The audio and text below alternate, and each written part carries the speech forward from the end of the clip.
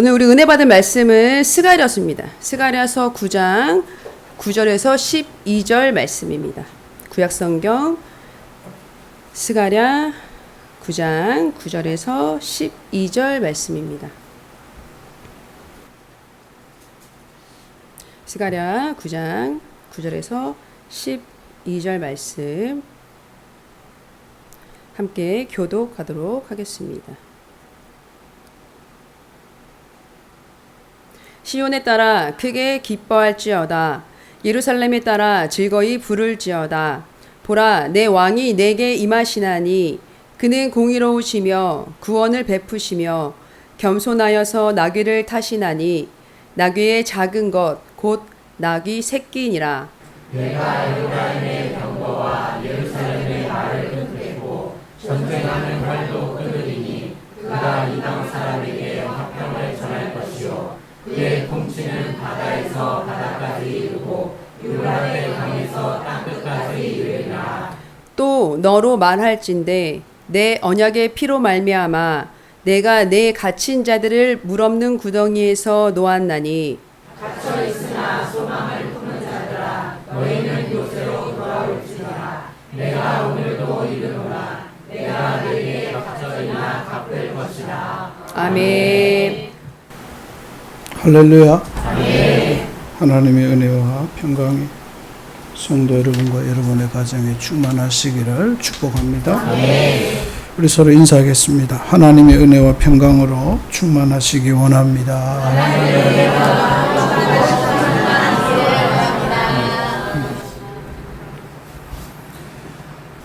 요즘 세계에서 들려오는 소리가 심상치 않습니다. 며칠 전에 미국 JP 모건에서 JP 모건은 세계 경제 지수를 평가하는 은행인데 세계 경제가 이 나라가 선진국 경제다, 후진국이다, 개도국이다 정하여.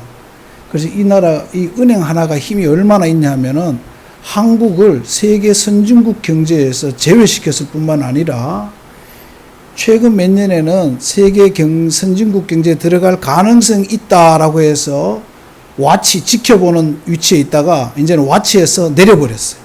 대한민국은 이 상황에서는 세계 경제 선진국에 들어올 수 없는 심사 대상에서 제외시켜버렸어요. 이거 굉장히 큰 겁니다. 우리가 모르지만 이래 될 경우에는 어떻게 되냐면은 영국과 세계 경제 대국에서 한국에 있는 경제 자금을 엄청나게 빼가 버립니다. 지금 지난 한 주간 사이에 외국인들이 157조라는 우리가 흔히 하는 한국 경제를 흔들 만큼의 외국 달러를 빼갔어요. 이게 지금 경제 지금 뉴스에 안 나오고 있죠. 157조를 빼갔어요. 20조만 빼가도 뉴스감인데 157조를 빼갔어요. 그래서 이제 엄청나게 그런 거죠. 그와 함께 이제 그런 JP 모건에서 한국에 제2의 IMF의 위험성이 있다는 경고를 지난주에 날렸습니다. 근데 이제 우리는 모르고 있죠. 지금 이거 다들 당황해요. 어떻게 해야 될지. 그래서 아마 이 상황에서는 7월 16일 날 우리 한국은행에서 말하고 있지만 금리가 올라가지 않겠나. 여러분 빨리 대출 있으면 지금 최대한 갚아야 됩니다. 금리가 이 IMF 경고가 나온 이후에는 금리가 어느 정도 뛸지 예측하기 어려울 수 있거든요. 그래도 우리가 많이 올리지는 않겠지만 그래도 올린다는 거죠. 아무튼 이 지금 상황이 한국이 정치적으로 경제적으로 모든 면에서 참 어려운 상황입니다. 참 우리는 어떻게 보면은 예수를 믿지만 예수님을 볼 수 없는, 보는 사람이 별로 없는 여러분 서울에서 별을 볼 수가 없죠. 그죠? 별을 서울에서 별을 거의 볼 수 없는 정도 아니고 없죠. 서울에서는 그냥 별이 없는 세상이에요. 왜 없는지 알아요? 별과 우리가 보는 사이에 너무 밝아서 그래요. 빛이 이걸 그러니까 우리가 별을 볼 수 없는 거예요. 그래서 별을 보려면 지금 우리나라에 천문대가 있죠. 저 공에 가면은 이제 천문을 볼 수 있고, 또 우리나라에서 제일 꼴짝이 가난한 동네 2000년도 2010년까지 신호등이 하나도 없던 시가 있어요. 영양시라고. 영양시는 신호등이 없었어요. 그 최근에 이제 몇 년 전에 신호등이 생겼어요. 왜냐면 차가 안 다니니까. 거기 이제 영양시의 유명한 사람으로는 이문열 씨, 또 우리 종교계에서는 김삼환 목사님이 거기서 태어났는데, 정말 가난한 동네예요. 제가 버스를 타고 멀미를 안 하는데, 영양 가다가, 이건 장난 아니에요. 꼬불꼬불. 이 꼬불꼬불도 지나치니까요, 멀미가 울렁울렁 하니까 멀미가 나요. 아무튼 그렇게 아니라 이제 천문대가 있어요. 거기 가서 왜 볼 수 있냐면, 칠흑같이 어두우니까 별이 보이는 거예요. 근데 우리가 예수님을 못 보는 이유는, 그죠? 바로 우리 이 사이에 먹음직하고 보암직하고 즐길 거리가 우리를 밝히고 있기 때문에, 이념과 사상이 밝히고 있어요. 이념과 사상이 세상의 것들이 우리를 죽이는 줄 모르고, 이게 너무 밝으니까, 이 밝음에 예수님이 가려진 거죠. 예수님을 못 보는 거예요. 여러분들도 예수님 보는 것 같으면 예수님 못 봐요. 안 봐요. 여러분, 우리가 이렇게 사는 것 보면 예수 없는 것처럼 사는 사람이 많죠. 그래서 여기서 여기 서울에서는 가까운 데는 어디가 있어요? 영월에 가면 이 천문대를, 이 하늘의 별을 볼 수가 있죠. 우리는 그렇게 세상의 밝음 때문에 우리의 삶의 주인이신 우리 하나님을, 예수님을 못 보는 거예요. 왜냐면 이게 바로 우리가 보기에 먹음직하고, 지혜롭게 할 만큼 탐스럽고, 보암직하고, 막 이런 것들, 화려한 것들이 많거든요. 이런 시대에 우리는 살아갑니다. 세계는 계속해서 우리에게 많은 이야기를 하죠. 우리는 참 안타까운 일이 아닐 수 없습니다. 이런 어려움 속에서 살아가는 우리에게 오늘 성경은 어떻게, 예수님이 어떤 분이고 어떻게 해야 예수 안에 있다는 것이 있어야 어떤 일이 벌어지는지 우리에게 말해줍니다. 우리 말씀을 통하여 오늘 우리에게 들려주시는 하나님의 분명한 음성을 듣고, 세상에 보기 좋고 먹음직하고 보암직하고 지혜롭게 할 만큼 탐스럽게 보이는 그 밝음에 이념과 사상에 흔들리지 말고, 여러분이 그 위에 있는 예수님을 보는, 예수님 안에서 답을 찾는, 길을 찾는 저와 여러분이 되기를 주님의 이름으로 부탁합니다. 오늘 이 글이 쓰여진 당시는, 스가랴라는 선지자는, 이제 제가 지난번에도 말했지만, 학개 스가랴는 바벨론 포로에서 자신들의 힘으로 이스라엘로 돌아온 사람들이 아닙니다. 바로 바벨론 포로에 있을 때 고레스 왕이 돌아가라고 했고, 돌아왔는데 또 돌아오니까, 근데요, 하나님의 일을 하는데 꼭 방해꾼들이 있어요. 하나님께서 고레스 이방 왕을 움직여서 가라고 했더니, 그래서 예루살렘에 왔는데, 그럼 하나님 잘 될 줄 알죠. 하나님이 가라 해서 왔으니까. 그것도 이방 왕이 보냈으니까. 보내면서 가다가 필요한 거 있으면 아무 지방에 가서 그 도지사한테 필요하니까 달라 그래라. 금도 달라 하고, 은도 달라 하고, 나무도 달라 하고, 돈도 달라 하면 다 주게끔 황제가 명령을 내렸어요. 그래서 다 잘 될 줄 알았더니 오니까요, 누가요? 배다른 형제가 괴롭히는 거예요. 그 옆 마을에 있는 배다른 형제가, 쟤들 나쁜 놈이다. 쟤들은 예루살렘 다 성전 완성되면은 배반할 거다. 나쁜 놈이다. 그 누구예요? 사마리아인들을 중심으로 바로 배다른 형제들이 이제 막 공격하는 거예요. 그래서요, 공사가요, 예루살렘 성전을 짓다가 16년이나 지체되었어요. 그러다가 이제 스가랴가 와서 그러지 마라 하면서 공사를 시작합니다. 그러면서 이 말이 쓰여진 거예요. 우리도 지금도 교회를 괴롭히는 사람이요, 세상 사람 아니에요. 교회 안에 있는 여러분들 중에 누군가 괴롭히는 거예요. 목사 말하는 거 꼬투리 잡아서 적고, 뭐 하면 꽃 적고, 녹음하고, 그래가지고 세상에 공개하고, 뭐 어떠니 저떠니 하고, 그리고 제가 얼마 전에 국가 경찰 안보국에 내가 조사받았겠죠. 꼬투리 잡았자 내가 얼마나 이 국가관이 투철한 사람인데. 근데 아무튼, 그렇죠. 그런 거죠. 근데 그 상황에서 하는 거죠. 너희들 세상의 권력, 세상의 명예, 세상의 돈 보지 말고 보라는 거죠. 오늘 우리도 이 혼란스러운 이 세상의 모든 것에 혼란스러운 이 시대를 살아가면서 이 말씀을 통하여 여러분의 믿음이 더 확고해지고 그 속에 하나님이 주시는 은혜의 증거들이 충만하시기를 축복합니다.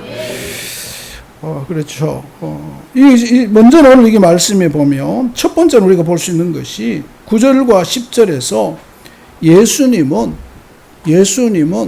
낮은 곳에 평화의 왕으로, 평화의 사도로 오셨다는 거죠. 화평을 이루기 위해 오셨다. 여기 한번 볼까요?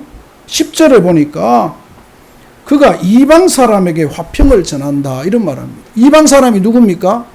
유대인들이 보기에는 이념이 다르고 사상이 다른 사람이에요. 자, 저를 보세요. 성경 안 봐도 돼요. 유대인들은 자기들은 뭐 진보든 보수든 하나라면은 A라면은 이방인들은 전혀 다른 생각을 가진 사람들이에요. 문화를 가진 사람들이에요. 그들에게 화평을 전하기 위해서 예수님이 오셨대요. 이 말은 무슨 말이냐? 오늘 우리에게 교인들에게 굉장히 귀한 교훈을 줍니다. 우리 교인들 중에 진보에 빠져 있고 보수에 빠져 있는 사람들 자기만 주장하지 말아요. 남에게 귀를 열어요. 마음을 열어요. 들어주라는 거, 서로가 손을 잡으라는 거예요. 손잡기 싫으면 적이죠. 이방 사람들에게 화평을 전할 것이요. 그래서 여러분, 오늘 우리가 해야 될 일은 어떻게 보면 나와 생각이 다르고 나와 모든 것이 다른 사람을 더 사랑하고 그들에게 복음을 전하려고 해야 된다는 거예요. 내하고 똑같은 사람에게는 전하기 쉬워요. 말하기도 편해요. 왜 성교가 어려우냐? 내하고 생각이 다르고 언어가 다르고 환경이 다르고 모든 것이 다른 사람에게 복음을 전해야 되기 때문에 어려운 거예요. 내하고 똑같으면 얼마나 쉽겠어요.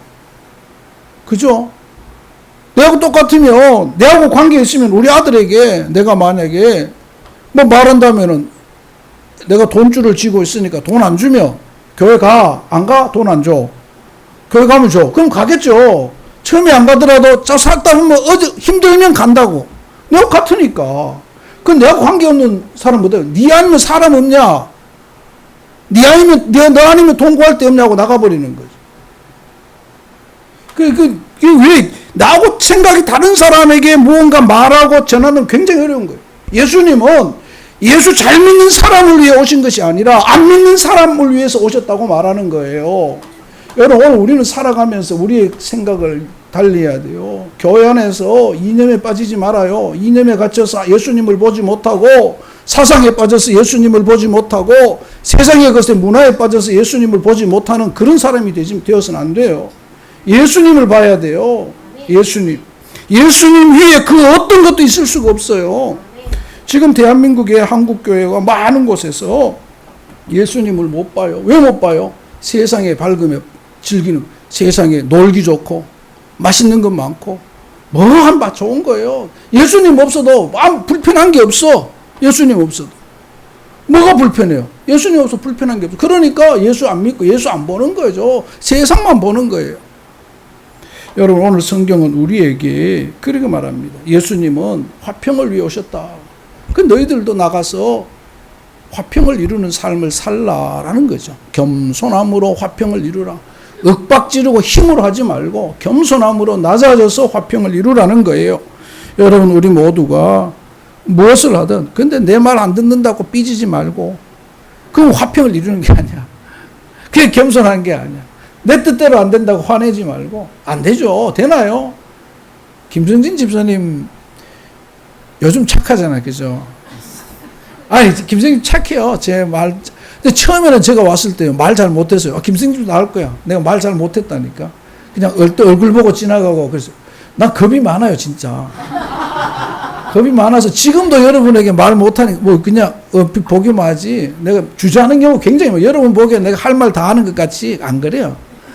내 할 말 다 하고 싶어도 근데 김성진 집사님도 그랬고 우리 처음에 있었던 청년들 지금 다 떠나던 사람들이지만 주저하고 모른 척하고, 이 사람들이 이거 끝나고 나면 어디 가는지 알아요. 내가 모를 줄 알아요. 다 알아요. 아는데도 불구하고 거기 가면 안 된다 말 안 하고 모른 척하고 내가 빠지고 이랬어요. 아, 내가 빨리 빠져주는 것이 이 사람들이 자유롭게 놀 수 있다. 무슨 말인지 알지? 내가 모르잖아요. 다 알아요. 알면서도 그냥 내가 있으면 재미없을 것 같아서, 내 있으면 이 사람들이 아이고 막 찜찜해 할 것 같아서 그냥 다 빠져준 거죠. 저는 사실은 겁이 많은 사람이에요. 말하면서도 막 두려움이 많아요. 생각이 많은 사람이에요. 아무튼 우리가 예수 믿으면서 그래도 고마운 거는 이 단위에 서면 하나님이 꼭 붙잡아줘요. 그래서 내가 목회하는 것 같아요. 아무튼 그죠? 오늘 여기서 우리가 겸손함으로 화평을 이루는 삶을 살라고 예수님을 통해서 오늘 말씀을 해요. 여러분, 이간질하고 싸우게 하고 다투게 하고 없는 말하고 모함하는 자들이 아니라 바르게 화평을 이루어가는 저와 여러분이 되시기를 주님의 이름으로 축복합니다. 네. 우리 옆 사람에게 사랑합니다. 화평을 이루어야 돼요. 화평을. 두 번째는 우리가 이 화평을 이루는 삶을 살아갈 뿐만 아니라 그러면서 예수님이 오시면 화평을 이룸인데 두 번째는 11절에 보면 언약의 피로 말미암아 내가 내 갇힌 자들을 물 없는 구덩이에서 놓았나니 말합니다. 무슨 말이에요? 예수님께서 우리를 죄와 죽음에서 살리셨다 이렇게 말합니다. 그래서 우리의 삶은 하나님의 은혜다라는 거죠. 여기 뭐라고 나와 있어요? 언약의 피로, 예수님의 피로 물 없는 구덩이에서, 바로 물 없는 구덩이가 뭐예요? 죽음의 자리에서 나를 해방시켰다, 예수님이. 예수님께서 내가 지금 살아있는 것은 구원의 감격을 맛보는 것은 내가 뭔가 잘해서 아니라 내 공로가 아니라 하나님의 전적인 은혜라는 사실을 기억하라는 거죠. 따라합시다. 내가 구원받은 것은 전적인 하나님의 은혜다. 이게 알아야 돼요. 권지현 집사가 내가 이만큼 살고 이래 온 것은 내가 잘나서 났다 이러면요 부모에게 효 안 해요. 용돈 줄 때도 줄까 말까. 엄마가 예전에 내 할 때 내가 달라니 안 주고 조금만 줬는데 안 줄래 하고 10만 원 20만 원 냈다가 10만 원 호주머니 다시 넣고 10만 원 주면서 또 벌벌 떨면서 줄까 말까. 5만 원만 줄까? 우리 엄마 돈 많으니까 5만 원만 줘도 될 거야 이런 거죠. 그런데 내가 이만큼 온 것은 전적인 아버지 엄마의 은혜다, 감사다 생각하면은 20만 원 냈다가 이거 뭐해? 두 분 나가서 밥 한 끼 먹고 차 한 잔 마시면 다 간다. 좀 더 내. 30만 원 드리는 거죠. 내가 전적인 은혜라고 생각해야 잘하지. 내가 잘났다 생각하면은 안 주는 거죠. 그런 경험 있지. 우린 다 그래요. 저도 어떤 데 그럴 경우가 있었거든요. 내가 이렇게 가만히 생각해 보면 저는 중학교 때부터 어머니에게 돈 달라고 해본 적이 없어요. 그러다 보니까 어느 순간 용돈을 주는데 아까운 거야. 엄마 아버지가 내한테 뭐 해준 게 뭐 있지? 고등학교 다닐 때도 등록금 한 번 안 내줬지. 한 번도 안 내줬거든. 대학 다닐 때도 등록금 한 번도 안 내줬지. 옷 사달라 해본 적도 없지. 너무 아까운 거야. 순간 그런 거예요. 내 결혼할 때도 땡전 하나 안 받았거든요. 진짜 10원 하나, 요만 동전 하나 안 받았어요. 동전 하나 안 받았지. 가만히 생각하니까 너무 억울한 거야. 그래서 이거 드릴까 하다가 이런 생각하면 안 되지. 이러고 드렸는데, 근데 생각해보면 그래도 내가 이만큼 온 게 은혜죠. 제가 이렇게 살아올 수 있는 근성이 있었던 것은 어떻게 보면은 가난했기 때문일 수도 있어요. 가난했기 때문에 근성이 생기고 한번 해보자는 도전이 생겼던 거죠. 그런 깡이 생긴 거예요. 깡이. 만약에 푸근했다면 내게 깡이 없었을 수도 있어요. 그래서 제가 뭘 하면서 겁내본 적이 없어요. 제가 심지어 군 전역하고 89년도에 대구제일교회 청년들과 주일날 동촌에 야외에 예배를 다 마치고 가게 되었어요. 그때 우리 이제 청년부에 이제 남녀 사람이 다 탔는데 제가 마지막에 탔어요.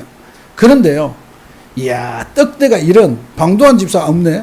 방도환 집사만한 4명이 우리 그 앞에 내가 데려가는 청년을 둘러싼 거예요.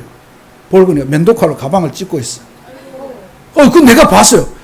이 떡대가 이래요. 면도칼이에요. 그럼 어떻게 해야 돼요? 모른 척 해야 돼? 안 그랬어요, 제가. 일부러 손으로 콱 밀었어요. 그러지 마라. 이 사람 내 동행인데, 내 동행이라고 가라고 하니까, 이 친구들이 어디까지 따라온 줄 알아요? 내가 내리는 동촌까지 따라와요. 근데 기도 안 죽고 호주머니 손 딱 내고 속으로 있어. 에이, 될 대로 되라. 맞으면 몇 대 맞으면 끝나겠죠. 호주머니 딱 손 놓고 이렇게 서 있었어. 이러니까요. 진짜 그랬어요. 그분이 한 분 오시더니, 덩치 큰 분 오시더니, 와, 배짱 좋네.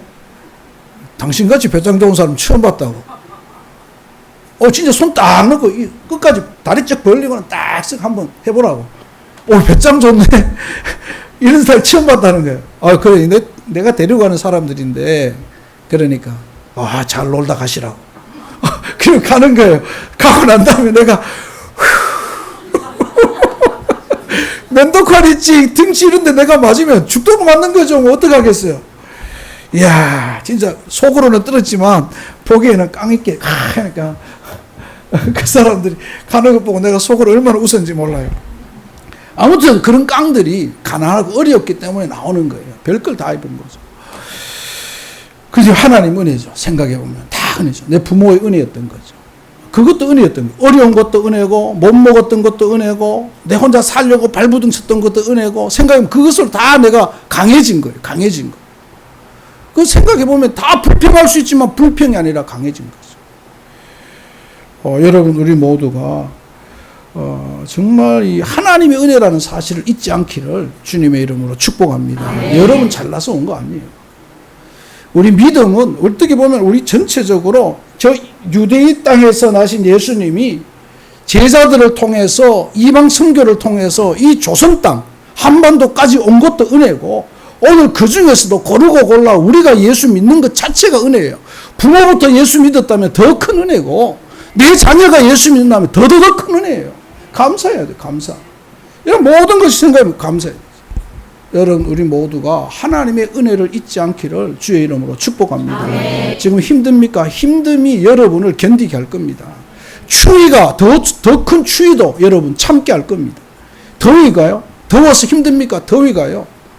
여러분, 더위를 견디다 보면 어떤 더위도 견디게 됩니다. 여러분, 우리 모두가 있는 고난이 아니라 그 고난과 아픔을 통하여 더 강해지고 성숙되어지는, 더 하나님 바라보는 믿음의 사람들이 되시기를 주의 이름으로 축복합니다.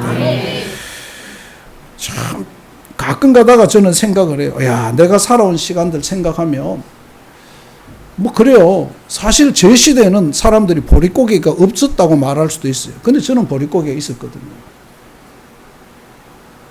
초등학교 다닐 때 소고기를 먹어본 적이 한 번도 없어요. 깨끗해서 먹는 게 제일 싼 게 뭐인 줄 알아요? 고래고기. 구룡포에서 고래고기가 나면 아침에 아줌마들이 지고, 고래고기, 뭐 하여튼 지금 흉내도 못 내겠어요. 그래 하면 지나가요. 그럼 그럼 가면요, 고래고기 그때 굉장히 쌌거든요. 고래고기 사가지고, 양파 넣고, 당근 넣고, 참기름 씩 비벼가지고, 그럼 고소해요, 그게. 그 향이 좀 기가 차게 좋아요.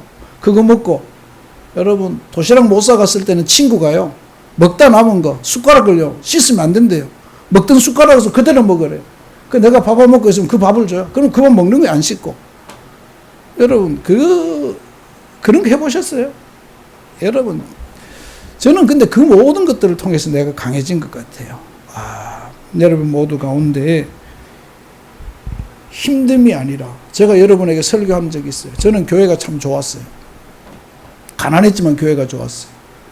제가 초등학교 5학년 때 죽는 줄 알았던 적이 있어요. 왜요? 교회 가면 먹을 것이 있으니까. 그날도 집에서는 잘 못 먹는데 교회 갔는데 먹을 것이 많은 거예요. 소고기 국밥이 나온 거예요. 초등학교 3학년인지 5학년인지 그걸 모르겠어요. 하여튼 그때 소고기 국밥 보니까요 눈이 돌아가요. 먹기 시작했는데 10그릇을 넘게 먹은 것 같아요. 어떻게 될게요? 여러분, 죽습니다. 근데 그 이후에 먹기를 안 해요. 먹어도 과하게 안 먹어요. 음식이요 거의 이까지 찬 것 같아요. 잠도 못 자요. 아파서 배는 터질 것 같죠. 그래서 한겨울인데 우리 어머니 기억하실 거예요. 밖에 나와서 마당에 저 혼자 뒹굴었어요. 좀 이게 나왔으면 좋겠어가지고. 근데 안 나와요. 너무 차니까. 손가락을 넣어도 안 나오고 한 3시간 4시간을 한겨울에. 여러분, 한겨울에 뒤우니까 그 추운데요 땀이 나요 몸에. 초등학교 너무 이게 죽는 줄 알아 진짜. 나왔으면 좋겠는데 안 나오는 거예요. 한 3시간 4시간 뒹구니까 조금 나오더라고요. 그게 좀 진정이 돼요.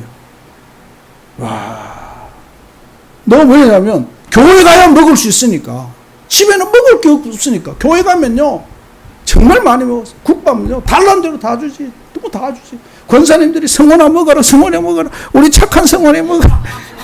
자기 아들들은 말 안 듣고 문제 일으키고 싸우고 다니. 나는 착하거든. 공부도 열심히 하고. 착한 생활이. 너 다 주는 거야. 다 주는 거야. 비만 주는 거야. 그럼 난 또 우여우여 먹는 거예요. 이게 참 내가 위장이 몇 개 있으면 좀 저장해놨다가 하면 좋은데 안 되는 거예요. 제가 그때요. 교회가 좋았던 거죠. 여러분, 근데 그 생각해보면 그 모든 것이 저를 강하게 했어요. 견디게 하고, 추위도 견디게 하고, 배고픔도 견디게 하고, 아픔도 견디게 하고, 없음도 견디게, 없어도 뭐 견디게. 부끄럽지 않아요. 여러분, 우리 모두가 하나님의 그 은혜들을 꼭 기억하기를. 불평이 변하여 감사가 되고, 정말 여러분 시기가 변하여 칭찬이 되고, 여러분 아픔이 변하여 놀라운 기적이 되어지는 우리 모든 성도들 되시기를 주의 이름으로 축복합니다. 아멘.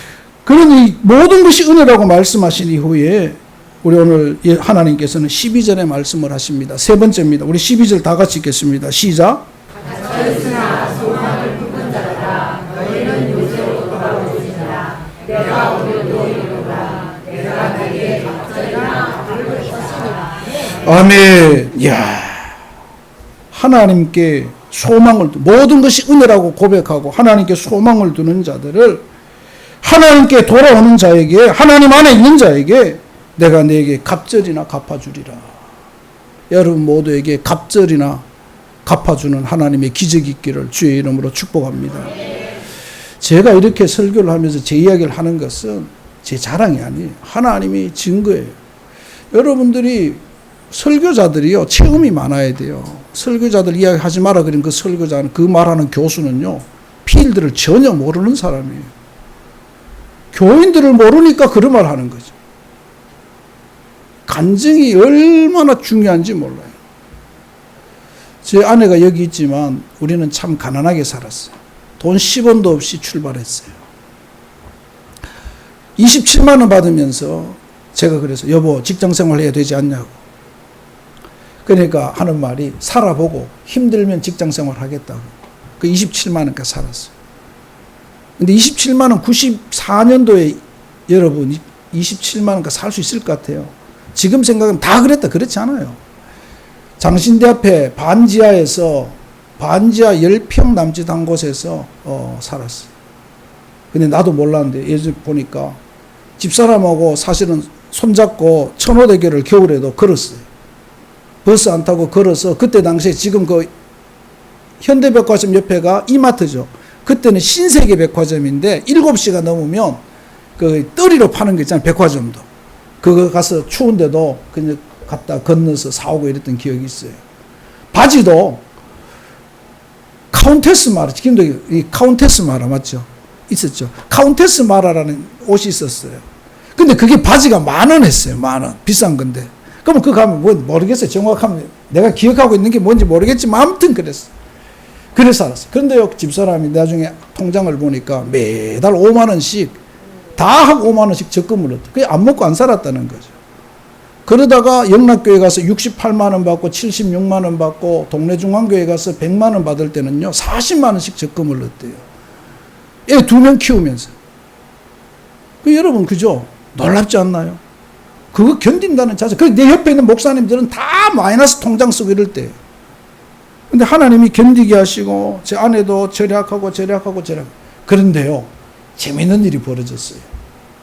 IMF가 터진 거예요. 다들 아우성 칠 때 이야 은행 이자가요 12%, 13%, 16%, 21% 최정점에 가더니 23%가 돼요. 우와 1,000만 원이 1년 지나면 1,200만 원이 되는 거예요. 그러더니 1,200만 원이 1년 지나면 1,500만 원이 되는 거예요. 와. 그게요, 몇 년 되니까 어떻게 했어요? 또 매년 그대로 넣는 건 넣는 거예요. 저는 하나님께서 부어주셨다고 생각해요. 지혜 주신 거죠. 지금 한국 경제가 어렵대요. 여러분, 많이 있어서 모으는 거 아니에요. 지혜롭게 사용해서 모으는 거예요. 제가 이 말하는 이유는 참 어려웠어요. 그런데 하나님 붙들고 하나님 의지하고 있으니까요. 하나님께서 채워주셔요. 갑절로 주시는 거예요. 저는 목회하면서 우리 동료 목사님들보다 풍성히 받아본 적이 없어요. 그런데 동료 목사님들보다 제가 더 생활이 안정적이에요. 너무 힘들어서 우리 뒤에 영훈이가 있지만 영훈이가 중학교 때 알바했어요.